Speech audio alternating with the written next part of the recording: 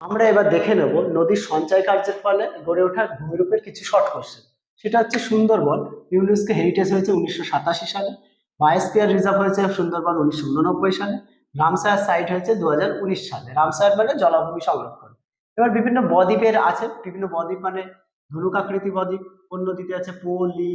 নীলনদ, হুয়ামো। ভারতের দাঁতের মতো বদ্বীপ দেখা যায় তাইওয়ান নদীতে। ক্ষারীয় বদ্বীপ দেখা যায় ফ্রান্সের সিন, জার্মানির রাইন নদীতে। পাখির পায়ের মতো দেখতে মিসিসিপি মিসৌরি আমাদের কৃষ্ণা নদীতে দেখা যায়। এবার আসি বিভিন্ন বদ্বীপ গুলো কোন নদীতে আছে।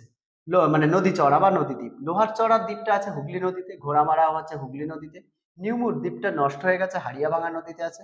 গঙ্গাসাগর দ্বীপটা হচ্ছে গঙ্গা বা হুগলি নদীর মোহনায় আছে। মাজুলি যেটা ভারতের বৃহত্তম নদী দ্বীপ, সেটা হচ্ছে ব্রহ্মপুত্র রিভারে। ইলহাদা মারাজও পৃথিবীর বৃহত্তম নদী দ্বীপ, যেটা আছে অ্যামাজন নদীর মোহনায়। এছাড়াও আছে নদী পাড়ের যে সঞ্চয় তাকে বিন্দুবার বলা হয়। নদী বাঁধ, যেটা নদী বাঁধ বা সরি বাঁক, নদী বাঁককে আমরা মিয়েন্ডার্স বলি, যেটা তুরস্কের মিয়েন্ডার্স নদীর থেকে এসেছে।